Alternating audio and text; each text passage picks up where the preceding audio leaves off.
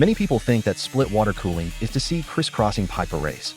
And in order for everyone to see how this front 5-tube is installed, I will take a picture of all the installation process. It's a nanny-level tutorial. Let's take a minute to see which top hardware props up this value ceiling. Main board is ASUS X8 Light Blowing Snow. At that time, it was one of the few white main boards of ASUS. Of course, it is different now. Now ASUS has X8701 Gray Show memory, is the pirate ship ruler type.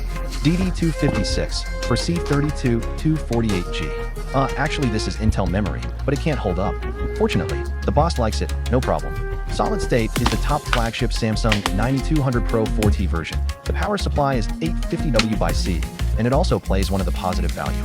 Lianli 4th generation neon line chassis is Lianli VC compact. Processor productivity and gaming are undoubtedly top-notch 995X3D. The fan is connected to the 4th generation of building block fans, wireless panels, mixed with and without screens. Use the screen board where it can be seen and conspicuous. Next, there is the water part. But before starting the tutorial, I still hope that the brothers will like it 3 years later. The water cooling head is a BP spare tire. The cold head is also the focus of this installation. Okay, now it is the body of the water cooling head. Let's take a look at this first. This is the module on the water cooling back. The 3 holes above are penetrating. 3 holes are also connected, and you can choose one of them to connect the water pipe. After all, it is not easy to make. Thank you in advance. You can see that these 2 holes are the water inlet holes going towards the middle core. He has such a hollow metal tube. Through the 4 buckle holes of the main board to the back. You need to install these 4 one by one. Then I have installed 3. Remember to put the sealing ring on before installing, and then tighten it clockwise. This thing is the bucksaw that holds the processor in place. You need to attach these 4 long ones to the bucksaw and thread them through the bottom to prevent it from slipping out. The official also provides a lid. This lid has one side with glue. If you stick it on, the long screw will not fall out.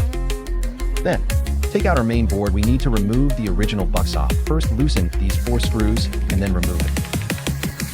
Put on our 995 fork 3D processor. Then, the back plate on the back is removed, and the one we introduced earlier needs to be used. Special water-cooled back plate. That's what we put it here. Put the main board on it, but before putting it on, you need to align this hole and this hole with these 2 holes. This hole and this hole correspond to these 2 holes. Okay, take out the bucksaw just now, and what we need to do now is to reinforce these 4 silver white screws. After the reinforcement is completed, the cold head on the back will be fixed in this way. Then, the next thing to do is to press our water cooling head on and tear off the cold head film before installing the cold head. The processor should pre-map the rules. This hole is aligned with this hole.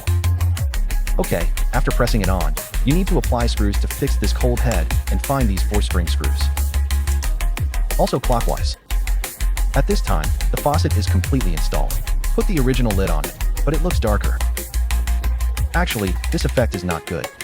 If you put it in the black hose, will be very stylish. But our host is white, which is more suitable with some relatively bright things, so we need to modify it by hand and remove this dark black glass. This glass and black frame are actually pasted and fixed with 3M glue. We will see his black border later. Change to white. Then, just throw away the black glass. In this case, the effect inside and the overall color matching will be better. The waterway inside will also be clearer. You can see that the effect will be much better when the RGB light is not on. We put the main board into the chassis. Then, we will find it can't be installed at all. You can see that there is an obvious gap in this place. In fact, the most important thing is that the position of the cold head is relatively high, and it is also relatively thick, which conflicts with the iron sheet of the chassis. If you can't help it, you have to modify it. We just need to outline the place where the back conflict is. Okay, if you put it in now, it will be very easy. It is easy to add simplicity.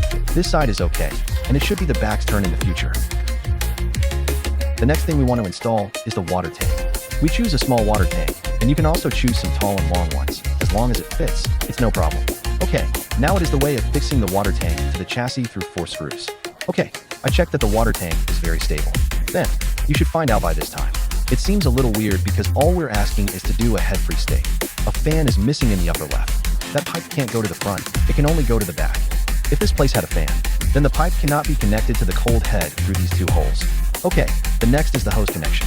There are generally 3 options for hoses: pet poo, and Eptom silicone PVC. There are many colors: white, blue, and red.